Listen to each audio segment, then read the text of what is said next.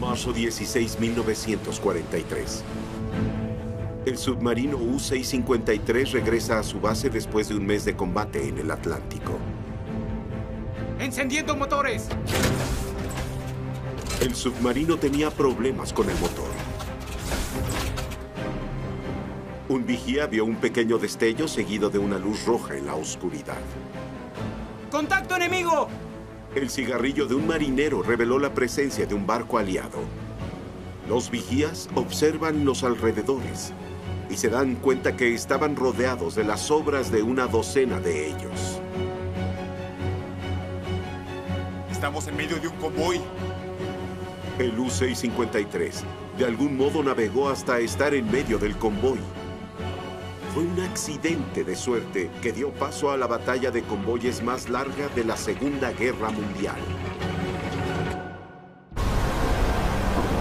En la Segunda Guerra Mundial, un arma submarina les permitió a los guerreros luchar bajo el agua, con astucia, fuerza y tenacidad. Sus enemigos atacaron. Revolucionaria, pero primitiva aún. Es una desesperada apuesta por cambiar el curso de la guerra. Sus historias son leyenda. Segunda Guerra Mundial, infierno submarino. Enfrentamiento en el Atlántico.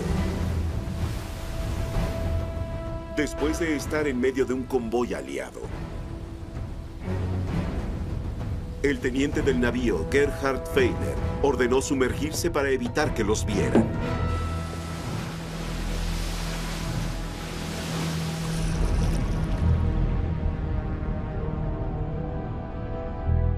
¿Cómo van? Por fin a salvo, el U-653 rastreó los barcos que pasaban sobre él. Escucho algo arriba.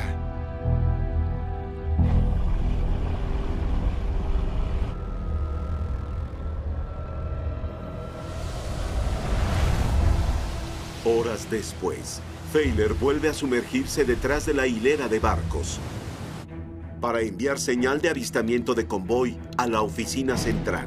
En una hora, 28 submarinos localizan al U-653 para formar una de las defensas más largas que hubo. ¡A todo vapor! La destrucción de los submarinos durante los siguientes 3 días les dio la victoria en la Batalla del Atlántico.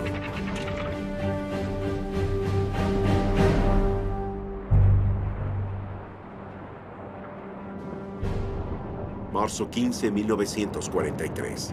El convoy aliado HX-229 se abre paso por el tormentoso mar en un curso del norte al este. Los barcos mercantes eran escoltados por barcos de guerra de protección.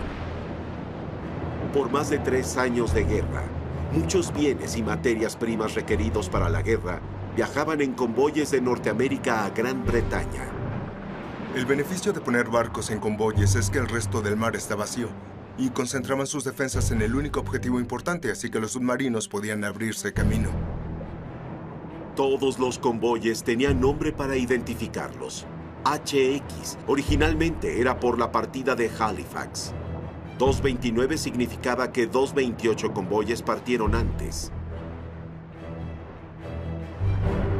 El HX-229 gradualmente avanzó a otro convoy, a uno lento, SC-122, que partió de Nueva York. Juntos, contenían aproximadamente 100 barcos mercantes. El teniente de navío Gordon John Luther lideró la escolta que protegía al HX-229 por unos 4.000 kilómetros en el océano. Con solo 4 barcos protegiendo 40 más, la escolta tenía capacidad limitada. No tenía los recursos para darle al convoy el grado de protección que necesitaba. Era la segunda escolta transatlántica del teniente Luther. La primera no tuvo incidentes. Esta vez no tendría tanta suerte. La inteligencia naval nazi ya lo esperaba. Cuando los dos convoyes dejaron Norteamérica, toda la inteligencia alemana pudo identificar las señales del convoy aliado. Y esto, claro, les dio la oportunidad de enviar los submarinos para encontrar y luchar con el convoy. Para el gran almirante Karl Dönitz, limitar envíos aliados a Gran Bretaña era la clave para ganar la guerra. Se decía que Dönitz quería que 300 submarinos pelearan contra Gran Bretaña. Y en enero de 1943 tenía 300 submarinos. La gran diferencia en 1943 era que la producción se aceleró y entonces ya habían bastantes submarinos. Dönitz podía desplegar 50 o más en varios grupos contra convoyes individuales. Los submarinos nunca fueron más fuertes. Dönitz creía que ya tenía la flota de submarinos para dejar a Gran Bretaña fuera de la guerra. A principios de 1943, cerca de 11 millones de toneladas de materias primas, suministros y comida fueron hundidas en el Atlántico. Gran Bretaña llegaba a la culminación. Un promedio de 22% de todo el envío que viajaba del 1 de marzo al 21 de marzo no pudo llegar hasta su destino. Casi fue el punto más bajo de la guerra, algo catastrófico. Sin embargo, para Dönitz, el reto era seguir localizando barcos aliados. Sus equipos practicaron la táctica de manada. Una manada era un grupo de submarinos alineados en una ruta convoy conocida. Así los barcos pasaban en medio y eran detectados. Si un convoy era visto, se enviaba un mensaje de localización a la oficina central. Submarinos cercanos fueron ordenados a converger y prepararse para atacar. La única oportunidad de atacar a un convoy con submarinos sería el ataque simultáneo de varios submarinos para mantener las escoltas distraídas y entonces darles a otros botes la oportunidad de lanzar torpedos a los buques mercantiles. Dönitz posicionó una manada, Gruppe Raubgraf, al noreste de Terranova. Hasta ese momento, Dönitz tenía la información de que un gran convoy se movía del oeste al este, con suministros para las fuerzas aliadas, y puso sus grupos de submarinos de batallas en camino a interceptar el convoy. Pero un convoy aliado diferente fue atacado primero por Raubgraf y reveló la posición de la manada. Los aliados inmediatamente cambiaron el curso para ambos convoyes, el HX-229 y el SC-122. Con la ayuda del clima tormentoso, los convoyes lograron pasar al extremo sur de la manada Raubgraf. Estaban a salvo por ahora.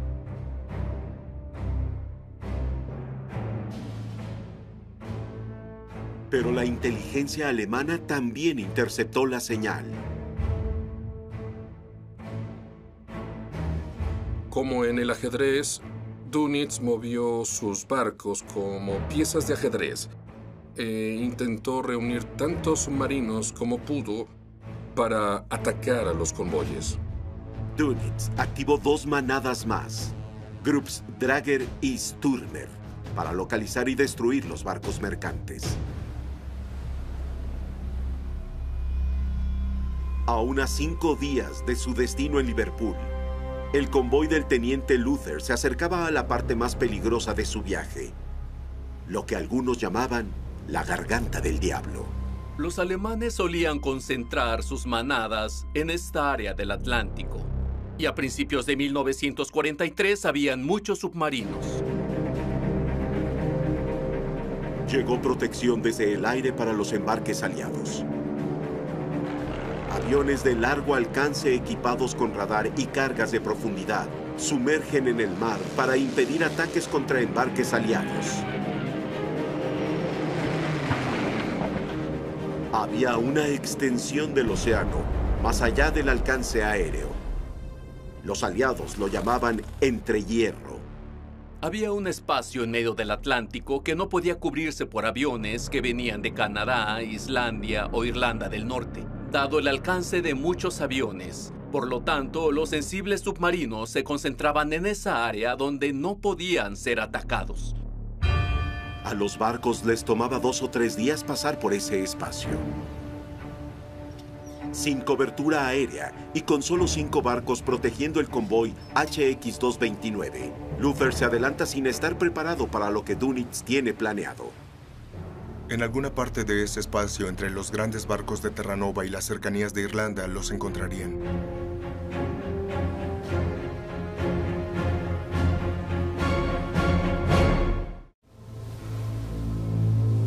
Los submarinos del Grupp Raupgraf continuaron buscando el convoy, azotados por una tormenta de invierno. Había viento soplando a 90 o 100 kilómetros por hora. A veces en el rostro de la tripulación, con temperatura un poco arriba de 0 grados centígrados. Y había agua salpicando sobre la torre de mando. Y debían estar en la torre de mando con sus binoculares, observando en 3 direcciones para tener algún posible contacto. Encontrar barcos no era fácil en los mejores tiempos. Era muy difícil para un submarino en localizar un convoy aliado. Era como localizar una aguja en un gran lugar.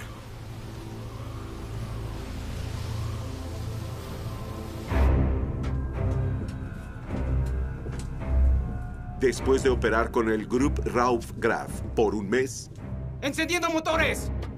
el motor de estribor del U-653 fallaba. Sin combustible, el teniente de navío Gerhard Feiler debía llamar al proveedor de combustible antes de regresar a la base de reparación. A pesar de su capacidad de atacar, los vigías se quedaron en posición mientras avanzan lentamente. ¡Contacto enemigo! El vigía en turno hace un descubrimiento. La visibilidad es escasa. En uno de los barcos alguien encendió un cigarrillo y se pudo ver en la neblina, y el submarino pudo saber que había un objetivo ahí. El U-653 se encontraba en medio de un convoy aliado.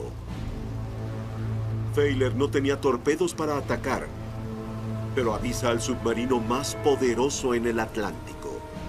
Estamos en medio de un convoy. Debía mantener al convoy cerca sin ser descubierto. ¡A todo vapor! Feiler ordenó sumergirse ¡Rápido a sumergirse la alarma! ¡Rápido, rápido! para la preservar alarma! su invisibilidad. ¡Debemos sumergirnos! Integrantes de la tripulación se apresuran para sumergir la proa rápido. ¿Cómo van?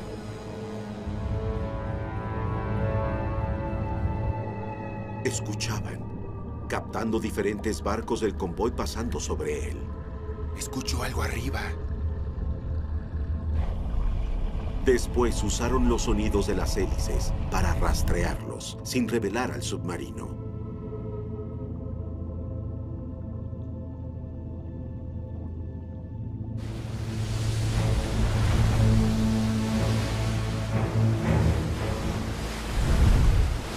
Horas después, Feiler se sumergió detrás de las hileras de barcos mercantes y sus escoltas, inadvertido aún. El operador de radio emitió un informe de avistamiento a la oficina central. 3 cartas en clave Morse. Si un submarino en el área operativa estaba en contacto con el enemigo, reportaba la posición para que pudieran planear un curso de intercepción y hacer un ataque nocturno coordinado cuando hubieran suficientes submarinos. La manada se basaba solo en el uso libre de la radio. No había otra manera. Karl Dönitz era la mente maestra. Los controlaba con una radio de alta frecuencia de enlace de plomo. Así movía al grupo hacia arriba, abajo, izquierda, derecha, adelante, con solo algunos datos. El reporte de avistamiento entusiasmó a Dönitz. Ahora tenía un blanco preciso. El resto del Grupp Raupgraf estaba a 130 kilómetros. Dönitz les ordenó que se dirigieran de inmediato hacia el convoy.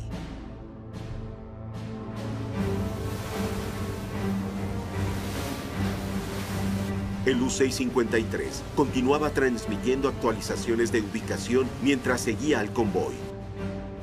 11 submarinos de las manadas Stürmer y Dranger también trazaron una ruta del este. Al anochecer, 38 submarinos avanzaron hacia los barcos poco protegidos. Una gran cantidad de submarinos fue reunido para que atacaran esos convoyes. Sin combustible, Failer es enviado a recargar y regresar al puerto. Pero ahora el U-615 y otros 3 submarinos acechaban al convoy HX-229 y a miles de toneladas de carga aliada que protegía. Enviaron la señal codificada para actualizar su ubicación cada 2 horas. La información fue enviada a otros submarinos para actualizar sus ubicaciones. La manada fue reunida, pero necesitaban más submarinos para un ataque completo. Siguieron al convoy de Luther al entrehierro. El mayor número de hundimientos y la mejor área de operaciones es el entrehierro del Océano Atlántico. Es donde a finales del 42 y principios del 43 usaron a los submarinos con impunidad. Los capitanes de los submarinos sabían que solo tenían 2 o 3 días para ejecutar su ataque antes de que la cobertura aérea llegara a ahuyentarlos.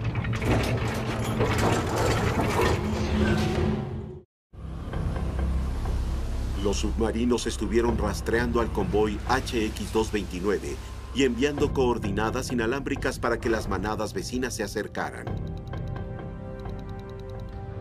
Pero los operadores de radio en la oficina central no eran los únicos escuchando.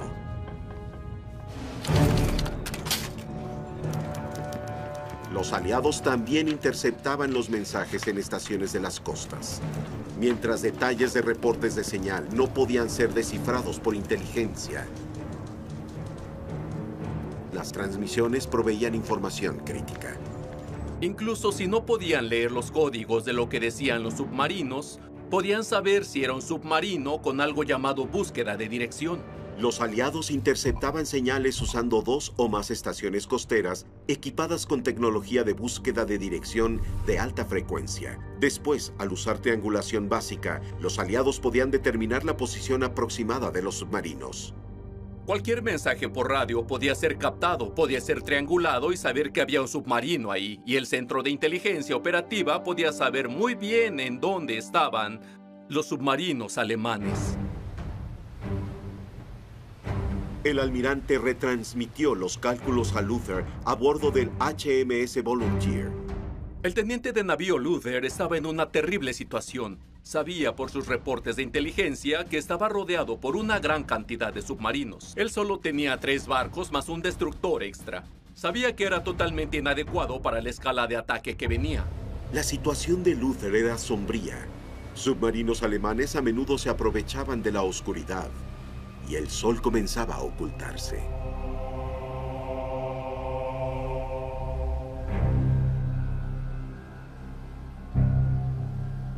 Los ataques eran usualmente de noche, en la oscuridad, con los submarinos sin poderse ver. Lo único que se veía era la torre de mando. A gran velocidad, básicamente eran atacados por barcos de torpedos en alta mar. Esperando un ataque del norte, Luther posicionó su barco, el HMS Volunteer, en la columna de los barcos mercantes.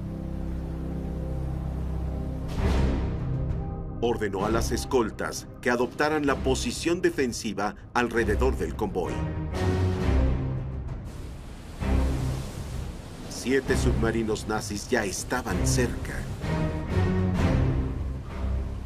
Dönitz en ocasiones esperaba hasta que tenía 6 o 8, en algunos casos 15 o 20, reunidos alrededor. Y luego la orden era dada en el momento preciso en la oscuridad para poder atacar. A bordo del U-603. ¡Hay que emerger! El comandante Bertelsmann se preparaba para atacar. Bertelsmann se preparaba para estar entre 2 buques de escolta. Uno de ellos el HMS Beverly, un destructor en servicio de la Marina Real, y una de las corbetas, y maniobraba con habilidad entre las escoltas para poder disparar su torpedo al convoy. Mientras Bertelsmann se alineaba en posición, el teniente de navío Luther ordenó al convoy dar vuelta al sur, esperando evadir a los submarinos detectados al norte y oeste. Se necesita suerte, porque aunque se movieran a una posición que es perfecta, cuando el convoy zigzaguee muy lejos, su posición es totalmente inútil. Y otro submarino, antes de estar en una posición estúpida, de repente está en una perfecta posición. El desvío de Luther puso a Bertelsmann en una posición para atacar más pronto de lo esperado. El U-603 y su equipo estuvieron en el mar por más de un mes. Ya habían hundido 2 barcos de otro convoy.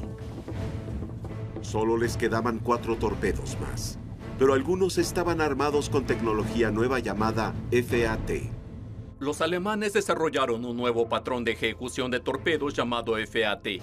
No se tenía que penetrar el convoy. De hecho, se podía lanzar el torpedo fuera del convoy, ya que seguía un patrón. Un torpedo armado con el sistema de guía FAT daba vueltas regulares y movimientos circulares hasta que se quedara sin combustible o tocara algo. Daba la impresión de que el submarino estaba en el convoy, aunque estaba fuera. Pero era riesgoso. Los torpedos FAT no distinguían entre barcos aliados y submarinos alemanes. Ambos eran vulnerables. ¡Empujen más fuerte! El operador de radio de Bertelsmann envió una alerta a otros submarinos que torpedos con FAT estaban por ser lanzados. Cuando un submarino obtenía información de que un submarino lanzaría un torpedo FAT, debía dejar el área por donde el torpedo se movía o debía sumergirse más para que el torpedo lo sobrepasara. Preparen el torpedo 1 y 3. Después ordenó a su equipo que lanzaran los 4 torpedos restantes. ¡Fuego!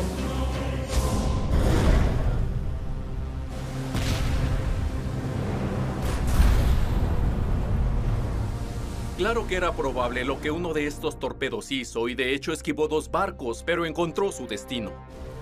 Cargado con trigo y manganeso, ¡Prepárense para sumergir! el ¡Preparando! Elin-K sufrió un golpe demoledor. Cuando Luther vio que uno de sus barcos fue golpeado, ¡Contacta al puerto! ordenó lo que la Marina llama media búsqueda. Todas las escoltas daban vuelta hacia afuera para rodear su sector en una ruta triangular y localizar el submarino que fue dañado por un torpedo. El radar era usado para detectar submarinos en la superficie. Un tipo de sonar llamado ASDIC busca submarinos por debajo.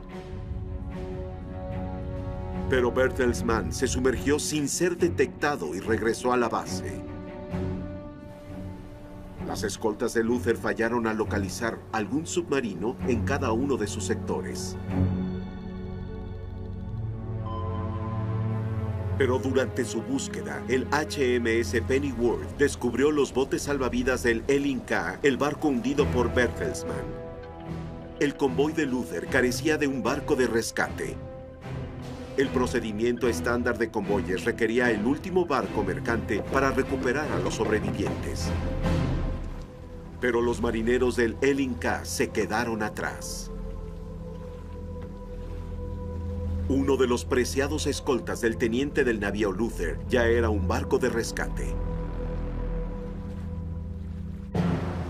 Acercándose la medianoche, solo 3 escoltas estaban en posición para defender los barcos, bienes y gentes del convoy HX-229. Más submarinos se reunieron y se prepararon para atacar. El U-758 al mando de Helmut Manzek estuvo en contacto con el convoy por 12 horas. Enemigo a 2000 metros. Se movió a estribor desprotegiéndose. Permiso para atacar. Lanzó 4 torpedos al convoy. 2 barcos mercantes fueron atacados. Una vez que comenzó la batalla fue un caos para los aliados. ¡Fuego! Casi simultáneamente, otro submarino atacó. El efecto fue devastador. El buque de carga SS Harry Luckenbach fue atacado.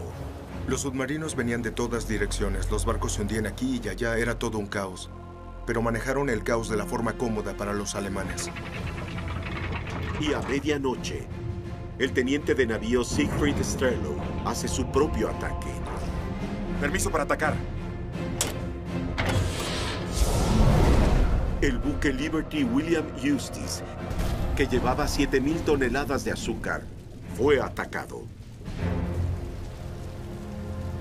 De nuevo, el último barco mercante en la hilera falló al recuperar los botes salvavidas. Con otras escoltas ya haciendo rescates, Luther debía tomar una decisión. En un ataque como este, donde los barcos caen, el capitán de escolta siempre se encontraba en un terrible dilema. Debía ir por los sobrevivientes o por los submarinos. Y era muy difícil, particularmente en este caso, cuando no había un barco de rescate en este convoy. Se enfrentaba a una terrible elección. Luther no dudó. También recurrió a rescatar a los sobrevivientes. Los barcos restantes del convoy HX-229 continuaron sin protección. ¡Rápido! ¿Qué esperan? Los equipos esperaban que el ataque de los submarinos terminara, pero de hecho, la batalla apenas comenzaba.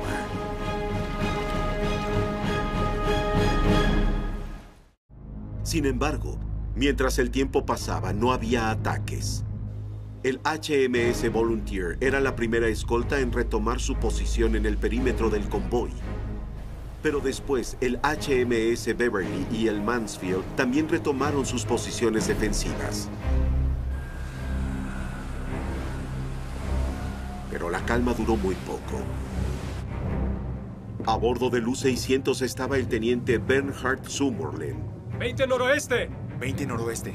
Ustedes Estuvo saben en qué ruta silencio es por esa. 4 horas monitoreando el ataque. Al haber completado su entrenamiento en septiembre de 1941, Summerlin era encargado y era el único capitán del U-600. Ambos motores a toda velocidad. Dirigía el submarino hacia el convoy. Lancen los torpedos 1 y 4. ¡Lancen el 1 y 4! Entonces lanzó un bombardeo de 5 torpedos. Torpedo 1, fuego. ¡Torpedo 1, fuego! Torpedo 4, fuego.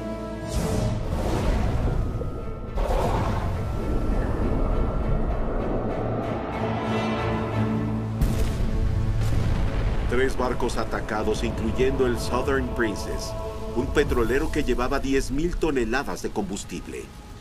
Los submarinos, con el tiempo, desaparecieron del convoy, como el U-600 que hundió un petrolero. Y muy satisfactoriamente para el submarino, no para el convoy, tuvo una explosión típica petrolera.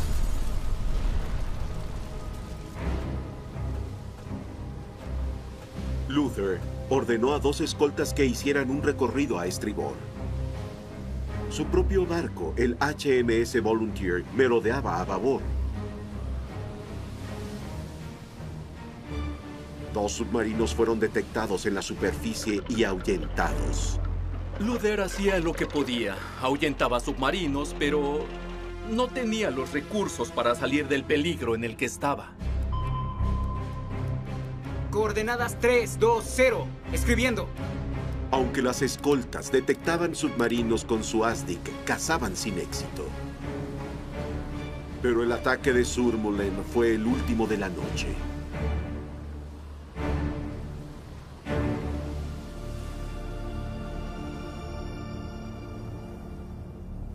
Al llegar el atardecer, el sol cayó sobre un convoy diezmado.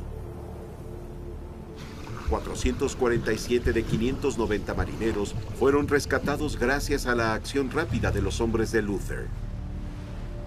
Los submarinos de Raub Graf hundieron exitosamente a 8 barcos mercantes del HX-229. A unos 150 kilómetros adelante, el lento convoy 122 fue atacado por la noche. Uno de los submarinos del Grupp Stürmer hizo contacto y 4 barcos más se perdieron. El primer ataque de los submarinos del primer grupo hundió 12 barcos aliados, un buen porcentaje. Era una lucha unilateral. Solo 2 submarinos fueron dañados en batalla.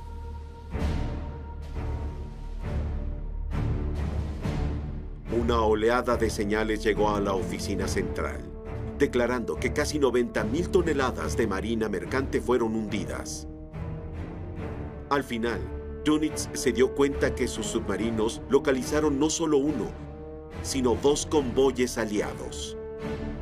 En este caso, tenían una mala planeación operativa al enviar los convoyes en la misma ruta, así que debían pasar por toda el área disputada con los submarinos alemanes, y era un error que reevaluaron luego para ya no volverlo a hacer.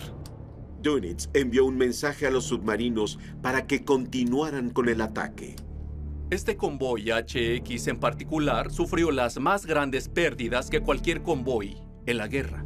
Habían rumores en Londres de que quizás el convoy no protegía los barcos mercantes y una alternativa debía ser encontrada. El problema era que no había una. Durante el día siguiente, la crisis solo empeoró para los aliados. Previamente, muy atrás, el HX-229 se puso a la altura del convoy aliado SC-122. Submarinos nazis habían atrapado casi un centenar de desprotegidos barcos mercantes en solo 150 kilómetros cúbicos. Muchos de los primeros botes de Raubgraf no tenían combustible ni torpedos y no podían atacar. Pero los botes de Stürmer y Dranger comenzaron a hacer acto de presencia. El HX-229 aún estaba fuera del alcance de muchos aviones. Si no hubiera sido desviado hacia el sur, pudo haber ocurrido una catástrofe. Pero hasta el 17 de marzo, el convoy aún seguía lejos en el entrehierro.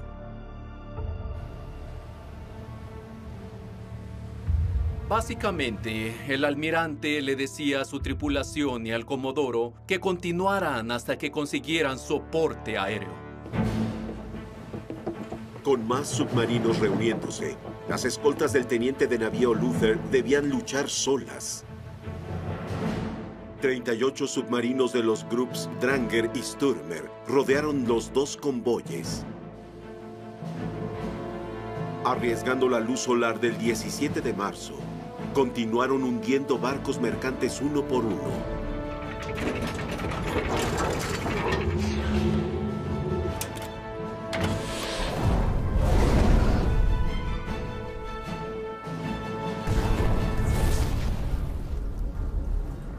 El tamaño de esta batalla es extraordinario, con más de 100 involucrados en ambos lados, escoltas, barcos mercantes, submarinos. Más de 50 de ellos fueron desplegados por Dönitz, los cuales 40 hicieron contacto. Es una escala de batalla absolutamente extraordinaria.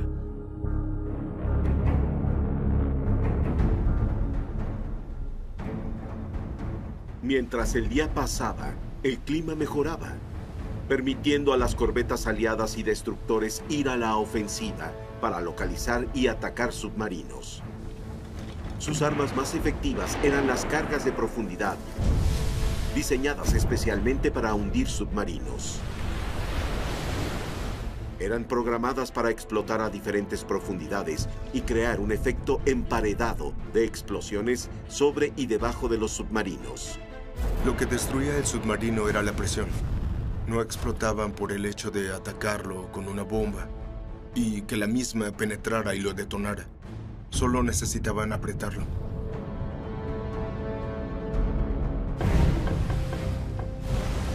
En su primera ronda, el teniente de navío Kurt Lange comandaba el U-530. Había localizado al HX-229 y envió un reporte de avistamiento.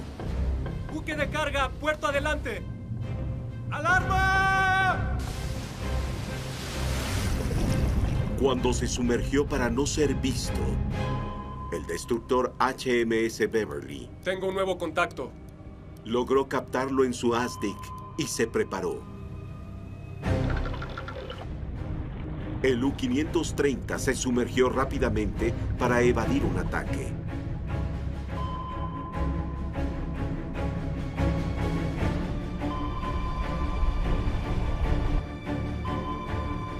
El sonar del Beverly continuaba captando el submarino.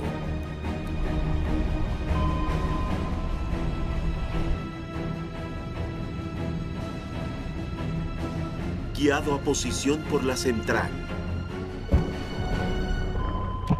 el HMS Beverly lanzó sus cargas de profundidad.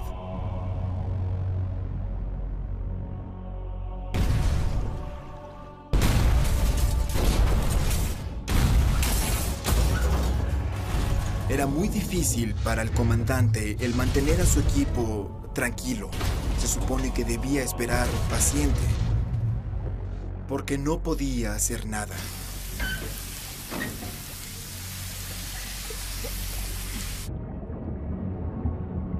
La estructura exterior se dañó con las explosiones y comenzaba a entrar agua. El peso del agua comenzó a hundir al submarino. Se hundía a cerca de 245 metros. Todos estaban estresados. Había mucha adrenalina al momento y no podían deshacerse de ella. No se movían. El agua subía. La estructura crujía de la presión. El teniente de navío y su equipo escucharon el destroyer sobre ellos. Él debía darse cuenta de que lo único que debía hacer era rezar y dependía de su suerte, porque no podía hacer nada contra los escoltas. Lo que sucedía con el submarino es que no habían heridos. Si el submarino se hundía, por lógica nadie se salvaba.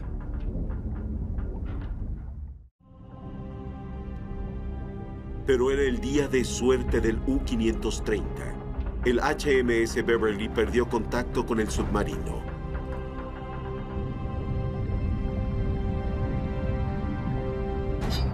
Sigue bien, así. Cuando hubo silencio, el equipo se puso en acción. Dosificando el resto de su energía, ascendieron en intervalos de 9 metros. Debían conservar su última energía, porque la necesitaban para propulsión. De otra forma, el submarino se hubiera hundido y hundido. Buen trabajo, así se hace. Después de 2 horas de ataque, el dañado submarino de Lange llegó a la superficie. El sufrimiento terminó. ¡Lo logramos! ¡Estamos aquí! ¡Muy bien! Tenían suerte de estar vivos.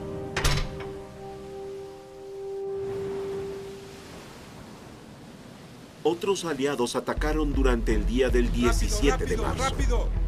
12 submarinos alemanes perdieron contacto con el convoy. Lo que intentaba hacer el capitán de la escolta ¡Despejen! era perder contacto. Era un bonus si atacaba, mejor aún si lo hundía.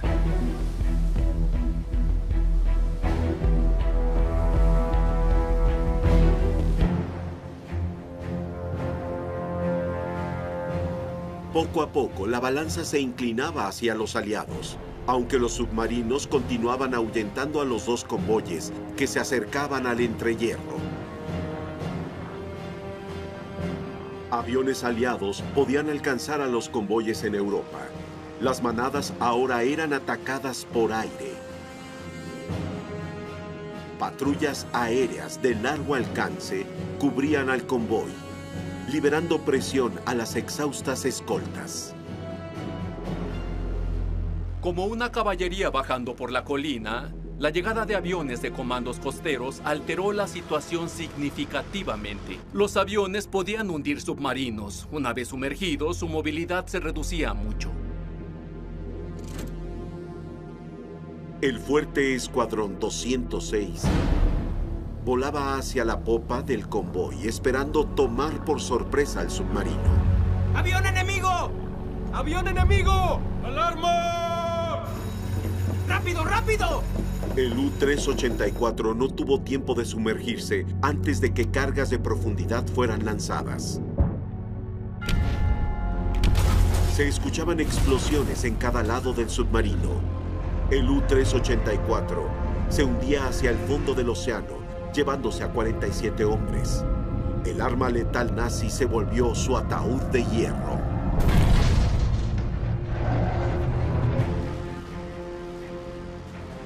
Ahora el convoy estaba cubierto de aviones. Podía ser muy agresivo. Lo mejor que podía hacer era retirar los submarinos para que pudieran regresar al entrehierro y encontrar otro convoy sin ayuda aérea. Dönitz finalmente suspendió el ataque. El HX-229 y el SC-122 habían superado ataques de 3 días, sufriendo una gran cantidad de daños. ¡Fuego! Entre los dos convoyes, 22 barcos con más de 146,000 toneladas fueron destruidos. En los buques quedaron más de 1,100 sobrevivientes.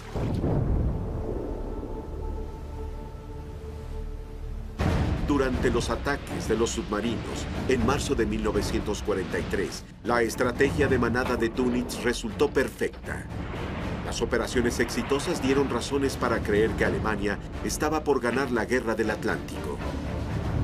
Durante las primeras 3 semanas de marzo de 1943, el 100% de los convoyes que cruzaban el Atlántico eran interceptados. Casi el 50% fueron atacados por submarinos. Pero a finales de marzo, las circunstancias cambiaron de nuevo.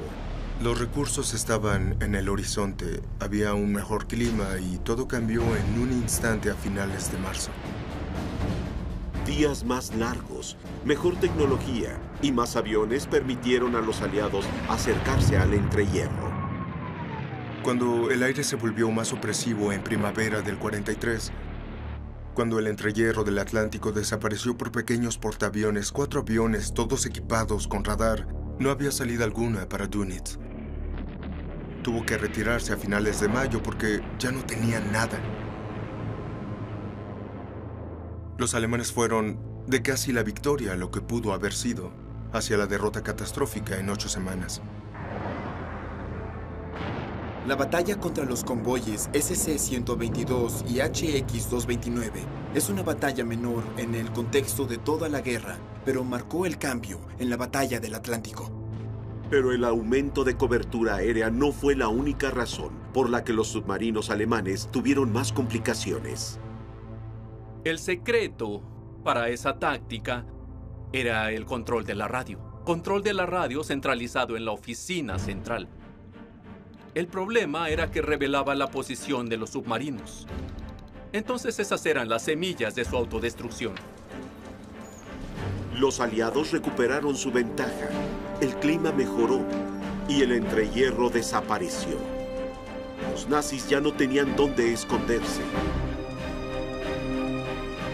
En mayo, el almirante Dönitz ordenó a sus submarinos retirarse del Atlántico. Las manadas no volverían a acercarse a los aliados tanto como lo hicieron durante las largas noches de marzo de 1943.